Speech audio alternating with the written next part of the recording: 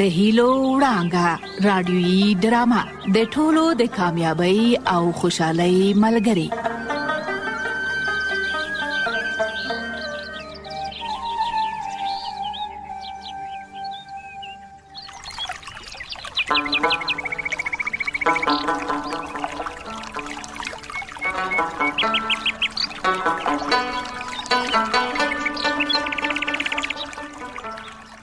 هر انسان د یو مقصد لپاره پیدا شوی دی.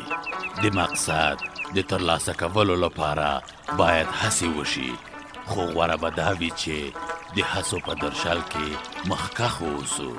تاسو به خبر یاستئ چې په دې وروستیو کې زما اوسیدونکو هم هڅې پیل کړي دي چې نتیجه یې د هیلو وړانګې ډرامې کې اورېدلی شئ.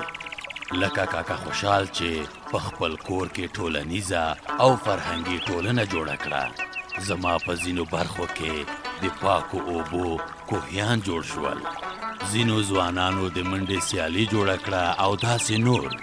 اوس به راشو د ډرامې اورېدو ته.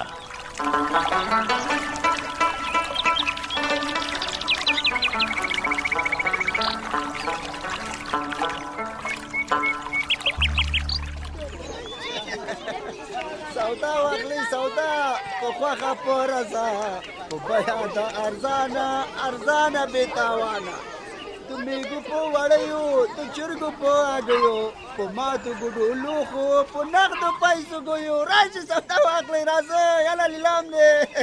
عجیبه سندره وایي، په رښتیا سره په دغو شیانو سودا ورکوي؟ په کومو شیانو؟ همدا په اګیو په وړیو په ماتو ګډو لوخو. زه چې علاقه خلک یې نه چې دا شیان در سره ډېر دي که څه بله. خیر دی تاسو ته به راز ووایم، که دا شیان خلک د پیسو په ځای راکړي ګټه مې ډېره کېږي، خو څوک یې نه راوړي. په یو حساب رښتیا وایې، څومره ښه فکر ورته کړی دی. هوښیار خو ډېر هوښیار دی، خو ځان یې په لیونتوب وهلی او ځان ساده پیاده ښکاروي. زه خیر دی ستاسو لپاره مې یو غږ کوم. ته ورته غوږ شه. خویندو او ورونو، خپل 5 کلونو ښکته ماشومان د ګوزن واکسین ته راولئ، هلئ چې بیا به پښیمانه هستئ. ته اوس دوی ته وګوره، ده ملک شته خو نه اجازه اخیستي نه یې راسره مشوره کړې او په خپل سر زمونږ کلي ته رسي. زه دې کلي کې څه کرایم؟ ته صبر چې زه له نږدې ورشم او ویې ګورم. اوهو دومره شور ماشور مه کوئ نو. دا دی ګوري چې د ګوزن واکسین په خاطر 1-2 روپۍ تاسو ته خوشي کوم، خو تاسو بیا هم شور او جنګ جوړ کړی دی. نو بیا هر چا چې د ګوزن واکسین نه دی کړی، حرف جان او واصف جان ته راشي چې واکسین ورته وکړي. کوم ماشومان چې د 1 کال نه تر 5 کلونو پورې دلته راغلي دي ټول واکسین شول. نام یې خدای هوښیار ماشومان دي او خپلو مشرانو ته هم ګران دي. ډاکټر صاحبانه تاسو ته وایم خیرت خدای نه له چا نه اجازه نه مشوره، هر څه مو چې زړه وي د ملک اصغر خان کلي کې کوئ. داسې خو څوک نه کوي. یا الله خیر کې د خدای تعالی غضب بیا نازل شو. سلام علیکم ملک صاحب. سلام علیکم ملک صاحب. وعلیکم سلام. ځواب غواړم ځواب. تاسو کې څوک ځواب راکوي؟ صاحب مونږ خو رسمي اجازه لرو، بیا ملک صاحبانو او مولوي صاحبانو ته مو خبر ورکړی دی، په خپل سر نه یو راغلي. نو زه خو همدا اوس خبر شوم. تاسو کوم یو ماته راغلی یئ؟ ووایئ. ملک صاحب زموږ مسؤلیت د واکسین کول دي، ستاسو خبرول زموږ د ادارې د کارکوونکو کار ده او هغوی در سره خامخا خبرې کړي دي. نه زه داسې بېغوره مالک نه یم. هر کله چې داسې کمپاین ته راځئ نو اول به خامخا ما نه اجازه اخلئ، د ما نه پوه شوئ. ملک صاحب دا واکسیناتور ښه وایي. غلی شه ساده. ته څنګه جرأت کوې چې د ما مخکې خبرې کوې؟ تا ته چا اجازه درکړې چې په خپل سر د واکسین اعلانونه کوې؟ تا ته وایم ته څه کری؟ ډاکټر یې، نرس یې، واکسیناتور یې، څه شی یې؟ ملک صاحب زه د تاسو د پښو خاورې، زه یو مسکین او بیچاره بنجاري یم. بس نو خپل حد دې وپېژنه، بیا خبرې وکړه. څو چې ما اجازه درکړې نه وي ګوره چې یوه خبره ونه کړې. په سترګو ملک صاحب دغه د خولې ته مې غټ قلب واچو. و ملک صاحب اصغر خانه په څه خبره مو سره شور دی؟ خیرت خو به وي.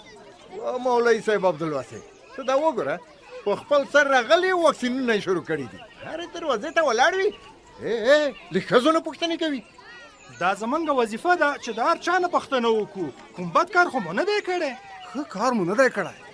لومړی مو باید د کلي ملک او ملا امام خبر کړي وای او بیا مو په واکسین کولو باندې پیل کړی وای. و مولوي صاحب دوی خو څه چکر ته نه دی راغلي. دوی راغلي دي چې ماشومان واکسین کړي. زور سره ملګری وم هیڅ غلط کار نه دی کړی. لا حول ولا قوة الا بالله. ته اوس دې غونچه ګل ته پسې ګوره. ته اوس د دوی ویان یا مولوي صاحب پرېږده ما ورته سبق ورکړ. ته لږ صبر وکړه. اوس به دې زه سابه در په مالګه کړم. ته دا کوتک راکړه ماته. اشوک ماما ډول دی وها.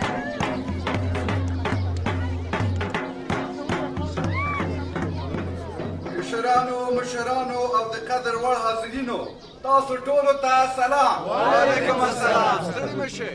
درنو حاضرینو نن ستاسو د سیمې وار دی.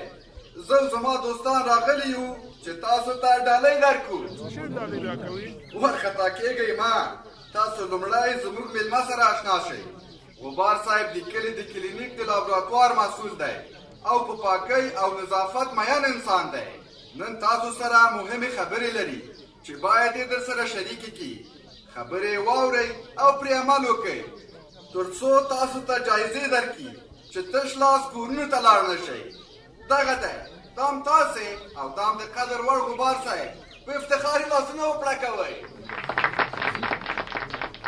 ملګرو وطنوالو زه نن ډېر خوشحاله یم چې له تاسو قدرمنو سره مخامخ خبرې کوم او کومې خبرې چې لرم له تاسو سره شریکې کوم. البته دا خبرې مې هر چاته او هر چیرې ویلي او نن بیا وایم چې نظافت او پاکۍ ته ډېر پام وکړئ او د پاکۍ او نظافت لپاره صابون ډېر ضروري شی دی. پوهېږم چې تاسو د صابون لپاره وخندلې. همدا صابون دی چې ستاسو خیرې در پاکوي. ګوزن چې یوه ډېره خطرناکه ناروغي ده د همدې بې نظافتۍ نه پیدا کېږي. په دې هکله به بیا خبرې وکړو. خو زه په بل نیت راغلی یم. نن چا خپلو ماشومانو ته واکسین ورکړی دی. د هر ماشوم ګوته چې په رنګه کړه شوې وي ما ته دې راشي چې زه یې جایزه ورکړم. واه واه نام خدا. داسې ښکاري چې ټولو ماشومانو ته واکسین شوی دی. دا جایزې او انعامونه ما په خپلو پیسو اخیستي دي.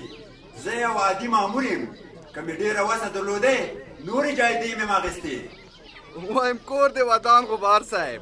وای تور توتان له تا قربان. موږ ته هم دا یوه چکۍ صابون په سرو زرو منظوره ده.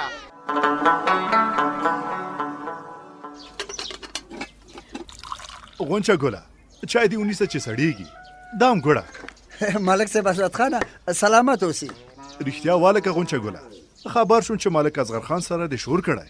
خیرات خو به و. ملک صاحب پوښتنه مه کوه. نږدې وهلی وم په خوشي چټي خبره باندې. موضوع څه وه؟ ما سره په دې خبره جنګ وکړو چې ولې له واکسیناتورانو سره ګرځې. ویل چې دا ښه کار نه دی. ته نه ډاکټر او نه نرس. ښه داسې ده لکه چې ملک اصغر خان د خپل زوی له کارو نه دی خبر. نه زما په ګمان چې نه دی خبر. رښتیا وایي اصلي خبره دا ده چې دوی تل شر لټوي. ودې کتل چې خپل زوی پتنګ او مجبور یې که چې بیرته لاړ شي. ملک صاحب رښتیا وایي. ښه اوس زه ورسره څه وکړم؟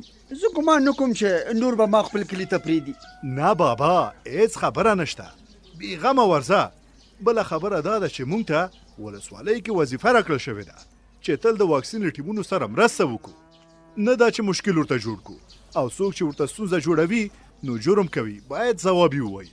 دا خبره خو هغه واکسیناتور هم ورته وکړه خو ځان یې تېر کړ او خبرې بلې خواته ویوړه. بس ملک صاحب اصغر خان هم حوصله نه لري. څه ورسره وکړو؟ خو زه ګمان کوم چې بیا به مې خپل کلي ته هېڅ کله هم پرېنږدي. څه وایې زه در سره لاړ شم؟ ولا څه وایم ملک صاحب که ته ورته زما پخله ووایي نو ښه به شي. ګنې زه د مزدورۍ نه پاتې کېږم. ګوره ګرچې زه یم نه خوښېږم. په ظاهره را سره ښه سلوک کوي خو په زړه کې را سره نه لګېږي. وایي د زرو په قدر زرګر ښه پوهېږي. هغوی ستاسو په قدر نه پوهېږي ملک صاحب. خیر دی ستا لپاره ورسره خبرې کوم.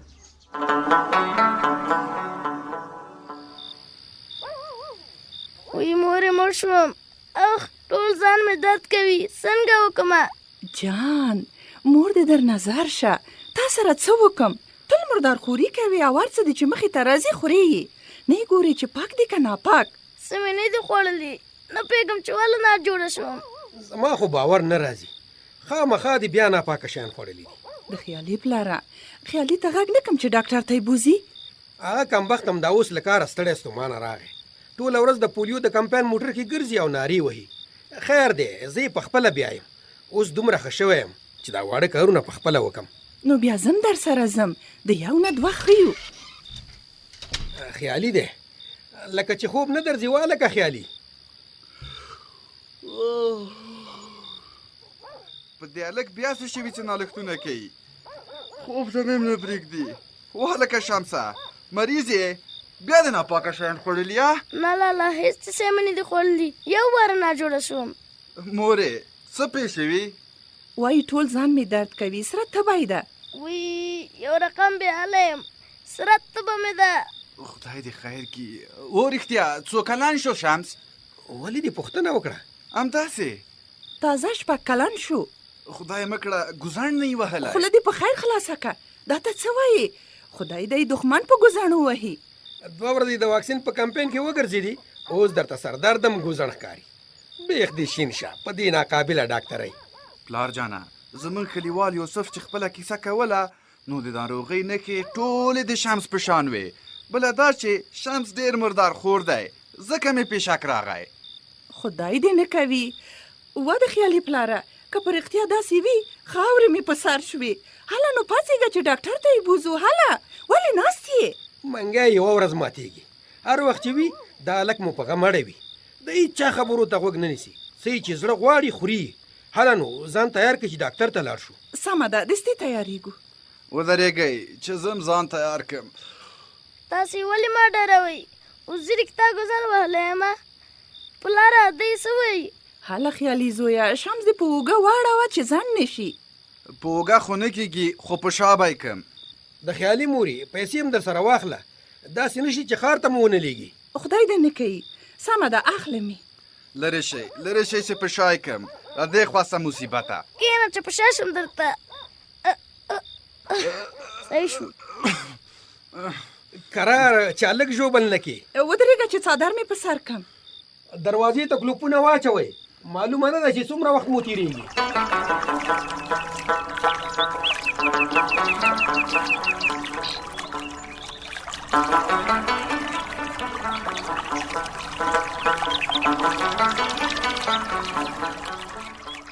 زه هماغه پخوانی کلی یم، خو خلک مې بدل شول، فکرونه بدل شول، ژوند بدل شو. اوسنی نسل پټې سترګې نه دی، دوی د هر څه په عمل پسې ګرځي او ځان پوهوي. د کوچني شمس سره تبه وه، ځان درد نه کړې ده. خیالي ته اندېښنه پیدا شوه چې هسې نه ورور یې په ګوزڼ اخته شوی وي، ځکه یې په بیړه روغتون ته بیایي څو یې د ناروغۍ پر لامل وپوهیږي او درملنه یې وکړي. تر بیا مو په لوی خدای سپارم، روغتیا مو په برخه.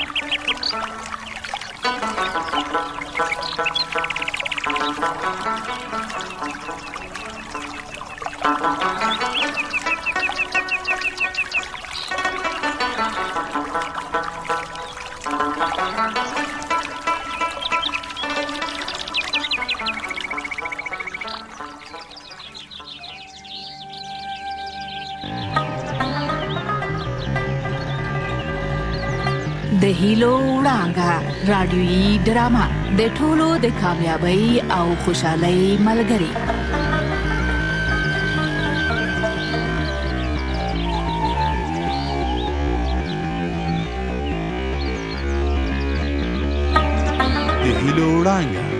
د هیلو وړانګه ستاسو د ژوند تمثیلونکې راډیویي ډرامه ده چې د ژوند په خوږو او ترخو کې به در سره ملګرې وي. په سختیو کې به تاسو ته حوصله درکوي او تاسې به تل خوښ ساتي. دغه ډرامه په پرله پسې توګه په ټول هیواد کې خپریږي.